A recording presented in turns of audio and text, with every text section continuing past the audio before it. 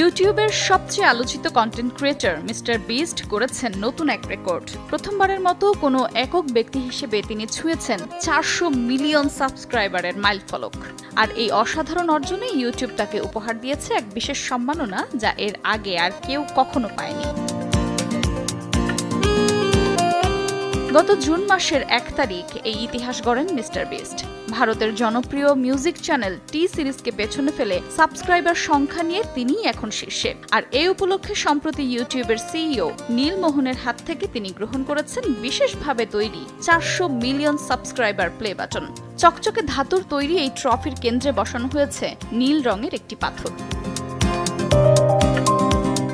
নিজের ইনস্টাগ্রামে ছবিটি শেয়ার করে মিস্টার বিস্ট লিখেছেন 400 মিলিয়ন সাবস্ক্রাইবার প্লে বাটন। ধন্যবাদ ইউটিউব। এই অর্জনের পর মিস্টার বিস্ট জানিয়েছেন, এক দশক আগে কেউ আমাকে বিশ্বাস করত না, কিন্তু আমি নিজের স্বপ্নে আঁকড়েছিলাম। দিনরাত শুধু কন্টেন্ট বানিয়েছি। আজ আমার জীবনের অর্থ আছে, কারণ আমার আছে দর্শক।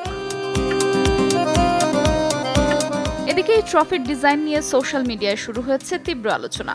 অনেকেই বলছেন ডিজাইন আরও ইউনিক হওয়া উচিত ছিল, তো কেউ আবার লিখেছেন এটা আগের বাটনের মাঝখানে নীল রং লাগানো ছাড়া আর কিছুই নয়। আবার অনেকে ট্রোল করে একে বলছেন এটা তো যেন এআই দিয়ে বানানো প্লে বাটন।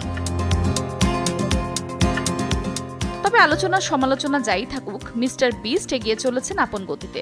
মাত্র 27 বছর বয়সে মিস্টার বিস্ট এখন বিলিয়ন ডলারের মালিক। তিনি বিশ্বের কন্টেন্ট দুনিয়ার প্রথম ব্যক্তি যিনি উত্তরাধিকার ছাড়াই বিলিয়নিয়ার হয়েছেন। এছাড়া তার প্রতিষ্ঠান বিস্ট ইন্ডাস্ট্রিজ 2024 সালে আয় করেছে প্রায় 473 মিলিয়ন ডলার। আর 25 সালে এই পরিমাণ দ্বিগুণ হওয়ার আশা করা হচ্ছে।